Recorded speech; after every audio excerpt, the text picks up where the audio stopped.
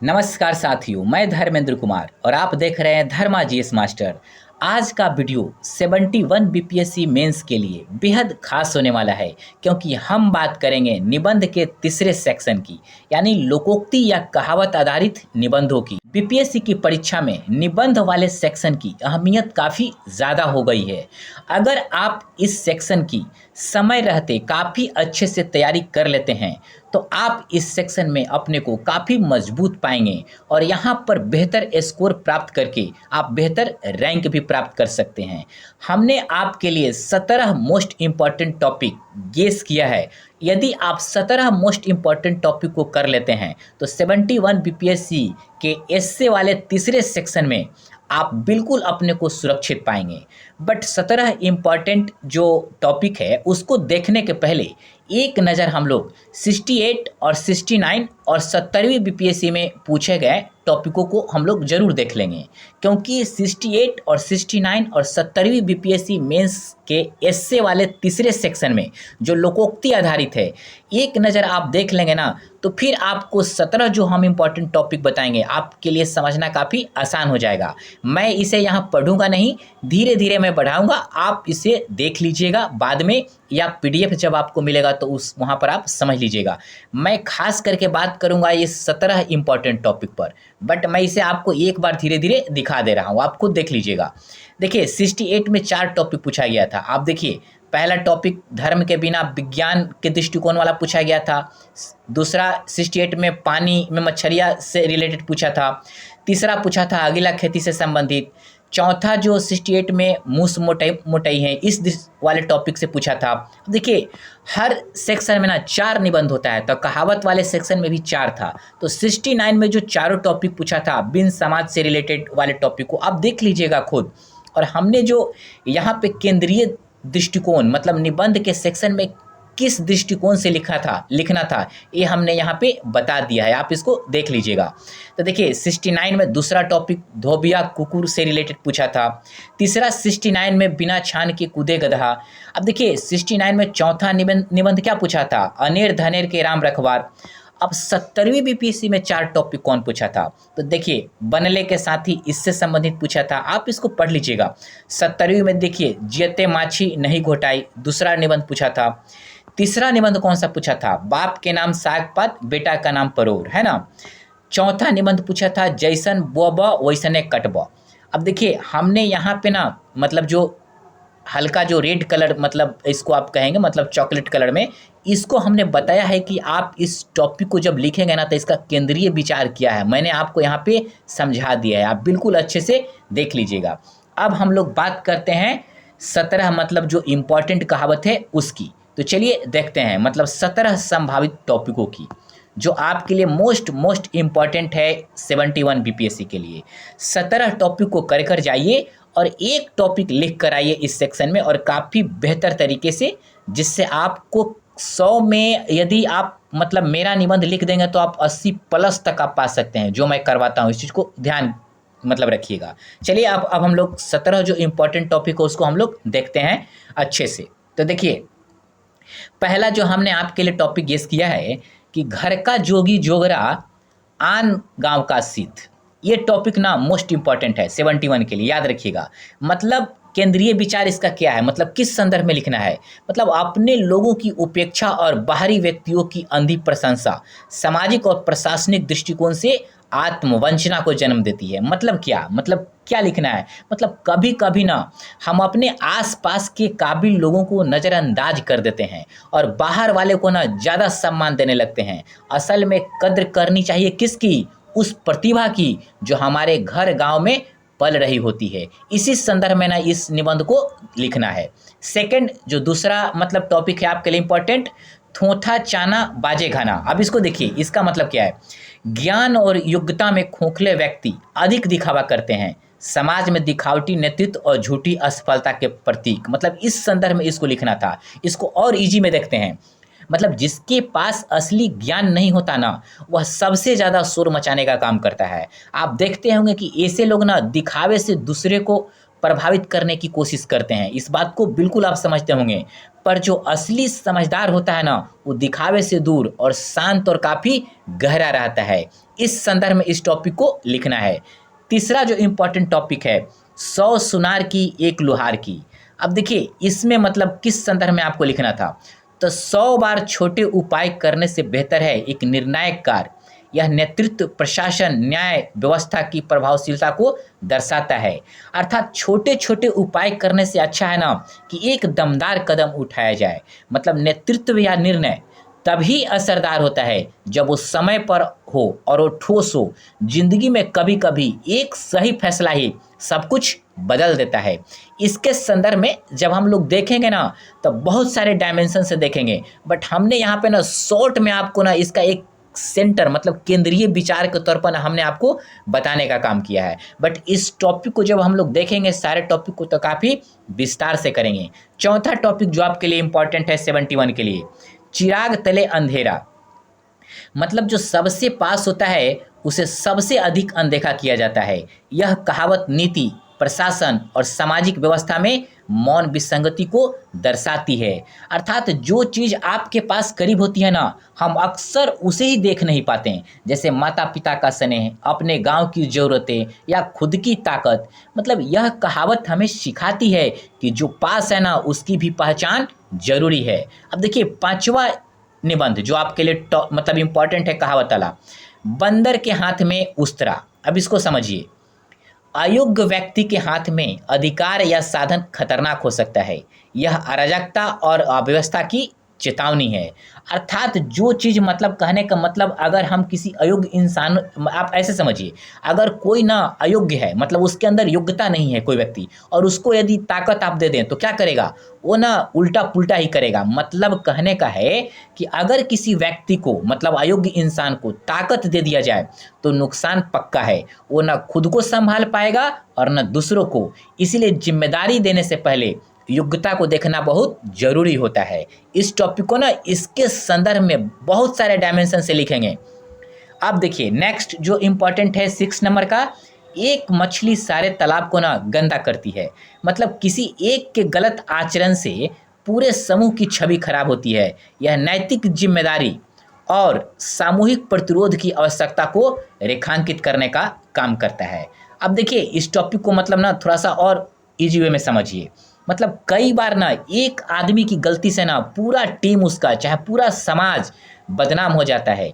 यही कारण है कि हर किसी की जिम्मेदारी होती है कि वो संयमित रहे, बुराई फैलने ना पाए। इसीलिए समय रहते रोकथाम करना बहुत ही जरूरी है। इसी संदर्भ में इस टॉपिक को लिखना है। मतलब और भी बहुत सारे डायमेंशन होंगे, बट जब हम लोग विस्तार से देखेंगे तब आपको पता चलेगा। बट यहाँ मैं काफ़ी शॉर्ट में मैं आपको इसका ना केंद्रीय विचार बता दे रहा हूँ। मतलब इस किसको सेंटर में रखकर लिखना है। चलिए 7वां निबंध मतलब 7 नंबर पे जो मोस्ट इंपॉर्टेंट टॉपिक है उसको देखने का काम करते हैं। जैसा देश वैसा भेष, यह भी मोस्ट इंपॉर्टेंट है। देखिए हर स्थान की ना संस्कृति, व्यवहार और परंपरा के अनुसार अनुकूलन ही सामाजिक स्वीकार्यता और सद्भाव का आधार है। आप इसको वैसे समझिए, हर जगह की ना अपनी संस्कृति होती है, अपनी रीति रिवाज होते हैं। अगर आप कहीं नई जगह पे जाते हैं तो वहाँ के माहौल में ना खुद को ढालिए। कहते हैं ना कि अनुकूलन से ही सम्मान और अपनापन प्राप्त होता है। मतलब इस संदर्भ में ना मतलब ये इसको सेंटर में मतलब विचार में करके ना इसको लिखना है। इस बात को बिल्कुल समझ गए होंगे। 8 नंबर का टॉपिक जो आपके लिए मोस्ट इंपॉर्टेंट है 71 पीपीएससी के लिए, गेहूं के साथ घुन भी पिसता है। अब देखिए इसको मतलब किस संदर्भ में, दोषियों के साथ निर्दोष भी दंडित होते हैं। यह न्याय प्रणाली, भ्रष्टाचार और प्रशासनिक विफलता की ओर संकेत करने का काम करता है। अर्थात जब सिस्टम में खामियां होती है ना, तो कई बार आप देखेंगे ना कि निर्दोष लोग भी सजा पा जाते हैं। यह कहावत उसी अन्याय को उजागर करने का काम करता है। मतलब आप समझ गए होंगे कि इसलिए यह पूरी तरीके से जरूरी है कि आपका कोई भी फैसला, चाहे किसी का भी कोई फैसला हो, उसमें समझदारी और पारदर्शिता होना बहुत ही जरूरी है। इसको इस सेंटर में करके इस निबंध को लिखना था। 9 नंबर का निबंध देखते हैं जो आपके लिए मोस्ट इंपॉर्टेंट है, धीरे धीरे रे मना धीरे सब कुछ होए। अर्थात धैर्य, निरंतरता और समय के साथ सफलता प्राप्त होती है। यह कहावत अधीरता से दूर रहकर क्रमबद्ध विकास को बढ़ावा देने का काम करती है। अर्थात सब कुछ एकदम से नहीं होता, वक्त लगता है मेरे दोस्त, और धैर्य और निरंतर मेहनत से ही ना आपकी मंजिल आपको मिलती है। इसीलिए कहा जाता है कि जल्दबाजी में किया गया काम ना अक्सर बिगड़ जाता है। इसी संदर्भ में इसको लिखना है, मतलब धीरे धीरे रे मना धीरे सब कुछ होए। 10 नंबर का निबंध हम लोग देखते हैं जो आपके लिए मोस्ट इंपॉर्टेंट है 71 बीपीएससी के लिए। अंधेर नगरी चौपट राजा। अब देखिए, जब राज्य की व्यवस्था असंवेदनशील और अराजक हो तो न्याय और समता समाप्त हो जाती है। यह कुप्रशासन का प्रतीक है। अर्थात जब शासन ही कमजोर और गैर जिम्मेदार हो जाता है तो व्यवस्था क्या हो जाती है, बिखर जाता है। फिर ना आपका कानून चलता है और ना कहीं न्याय बचता है। कहने का तात्पर्य है कि यह कहावत क्या बताता है, अच्छे प्रशासन की बहुत ही जरूरी है, उसकी बहुत ही आवश्यकता है। इस संदर्भ में ना मतलब इस निबंध को लिखना है विभिन्न डायमेंशनों के माध्यम से। चलिए 11 नंबर का मोस्ट इंपॉर्टेंट टॉपिक देखते हैं जो आपके लिए हमने 71 के लिए मोस्ट इंपॉर्टेंट गेस किया है।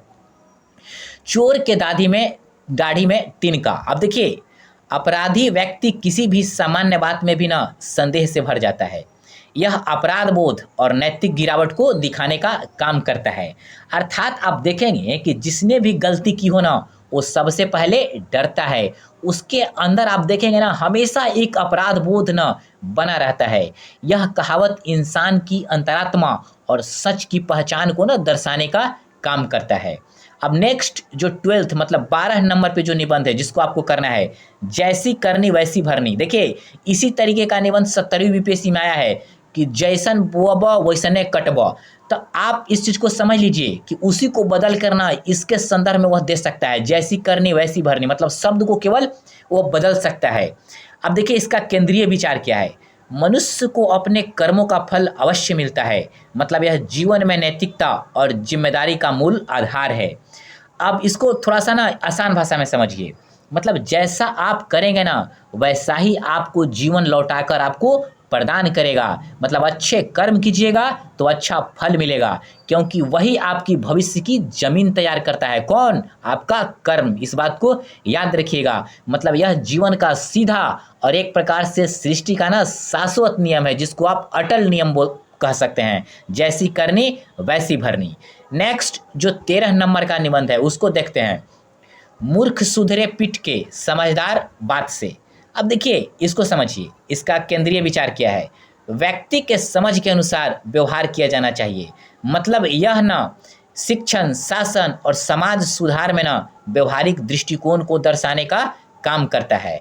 अब देखिए इस निबंध को थोड़ा सा ना हम लोग देखते हैं, मतलब इसका केंद्रीय विचार थोड़ा आसान शब्दों में। अब देखिए इसको मतलब कैसे आपको मतलब किस संदर्भ में लिखना है, तो हर इंसान को ना एक ही तरीके से आप नहीं समझा सकते हैं। इस बात को बिल्कुल आप जानते होंगे। कहा जाता है कि समझदार व्यक्ति को आप तर्क के माध्यम से समझा सकते हैं, लेकिन मूर्ख को नहीं। मूर्ख को ना आपको कुछ न कुछ उसके लिए उपाय करना ही पड़ेगा। मतलब शिक्षा और शासन दोनों में यहाँ पे ना फर्क समझना बहुत ही जरूरी है। मतलब सेंटर में ना इस विचार को मतलब पकड़ कर लिखेंगे। वैसे डायमेंशन बहुत सारे आएंगे, जब हम लोग विस्तार से इस टॉपिक को देखेंगे तो आप बिल्कुल समझ जाएंगे। बट यहाँ मैं काफ़ी शॉर्ट में मतलब 3-4 लाइन में मतलब 10 से 20 शब्दों में आपको समझाने का काम कर रहा हूँ। अब 14 नंबर का निबंध देखिए, अंधा बाटे रेवरी फिर अपनों को दे। अब देखिए जब पक्षपातपूर्ण व्यवस्था हावी हो जाए तो समान अवसर और न्याय दोनों ही बाधित हो जाता है। अर्थात जब जिम्मेदार लोग पक्षपात करते हैं तो पूरा सिस्टम क्या हो जाता है, पूरा सिस्टम खराब हो जाता है। मतलब यह कहावत ना आपका भाई भतीजावाद, अनुचित लाभ का ना एक प्रकार से पोल खोलने का काम करता है। कहते हैं ना गांव में कि उसका पोल खोल दिया, तो यही बात यह करता है। मतलब हमें जरूरत है किसकी? निष्पक्षता की, जिससे हर किसी को ना समान अवसर और समान न्याय प्राप्त हो। इसको सेंटर में करके ना इस टॉपिक को लिखना है। नेक्स्ट 15 नंबर का टॉपिक, दूध का जला छाछ भी फूंक फूंक कर पीता है। अब देखिए पिछली गलतियों से सीखा गया अनुभव व्यक्ति को सतर्क और विचारशील बनाता है। यह कहावत अनुभवजन्य विवेक का प्रतीक है। इसका मतलब इसी को सेंटर में मतलब ना पक करके लिखना है। अब इसको थोड़ा आसान भाषा में समझिए। अब देखिए जो व्यक्ति एक बार धोखा खा चुका होता है ना वो अगली बार जरूर सतर्क रहकर काम करता है। इस बात को आप भी समझते होंगे। मतलब अनुभव जो होता है ना, इंसान को सिखाने का काम करता है। क्या सिखाता है कि आपको कहाँ पर सावधानी रखनी चाहिए। मतलब यह कहावत ना आपके जीवन को सिखाए सबक को काफ़ी गहराई से आपको बताने का काम करता है। अब 16 नंबर का निबंध देखते हैं जो 71 के लिए इम्पोर्टेंट है। अकिलमंद के फिकिरा से मूर्ख के मार। अब देखिए इसका केंद्रीय विचार समझिए। ज्ञानवान की दूरदृष्टि को ना मूर्ख की जल्दबाजी और मूर्खता से कुचला जा सकता है। मतलब यह नेतृत्व चयन और विवेकशीलता की आवश्यकता को बताने का काम करता है। इसको आसान भाषा में समझिए।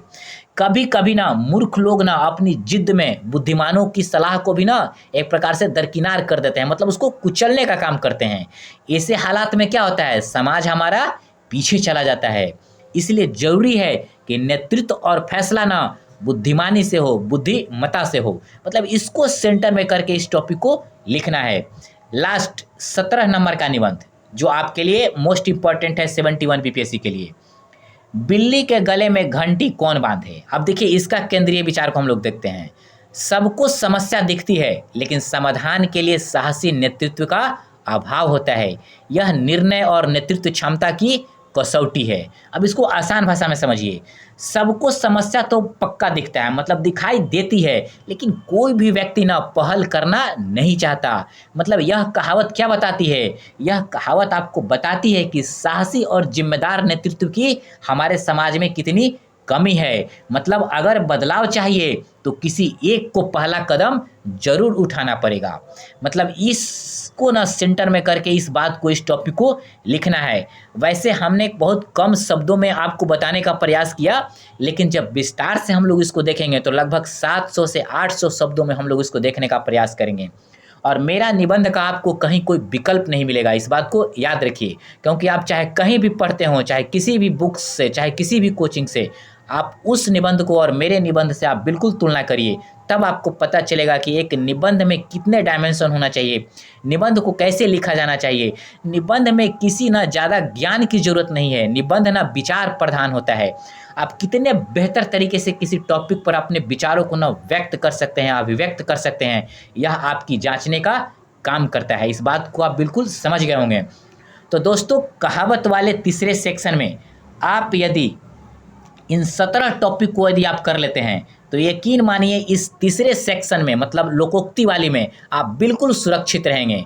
और यदि आपको जो हम टॉपिक बताएंगे लिखकर, यदि वैसा आपने लिख दिया तो यकीन मानिए आप 80 तक नंबर पा सकते हैं। मतलब तीनों निबंध में ना आप 230 235 तक नंबर आप पा सकते हैं। इस बात को आप ध्यान रखिए। तो अच्छा निबंध लिखने के लिए ना आपको अच्छे तरीके से इसको समझना होगा, इसमें कितने डायमेंशन आते हैं उसको पूरी तरीके से लिखना होगा।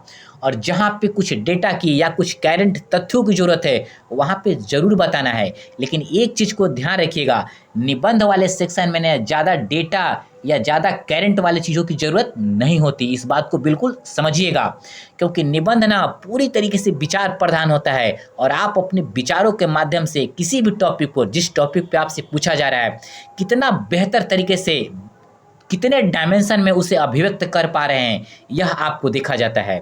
और उसी के आधार पर ना आपको आपकी मार्किंग होती है। तो दोस्तों, इस तीसरे सेक्शन के 17 मोस्ट इंपॉर्टेंट टॉपिक को आप जरूर करने का प्रयास करिएगा। नेक्स्ट वीडियो में मैं सेक्शन 1 और सेक्शन 2 से भी रिलेटेड टॉपिक को लेकर आऊँगा।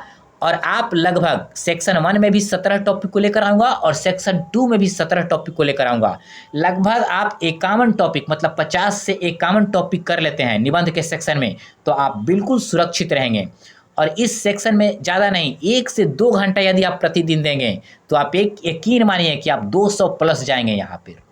जहाँ सेक्शन 1 और सेक्शन 2 में 200 के ऊपर नंबर जाने में ना काफ़ी ज़्यादा आपको मेहनत करना पड़ेगा, वहाँ आप कम मेहनत में ही 1 या 2 घंटे मेहनत करके भी आप नंबर को ना यहाँ पे पा सकते हैं। तो ठीक है दोस्तों, आप हमारे चैनल को शेयर और सब्सक्राइब ज़रूर करें और कमेंट करना बिल्कुल ना भूलें कि आपको यह कैसा लगा। और नेक्स्ट जो मैं लेकर आऊँगा वो सेक्शन 1 और सेक्शन 2 के लिए, जो आपके लिए मोस्ट इम्पॉर्टेंट रहेगा। थैंक यू मेरे वीडियो देखने के लिए।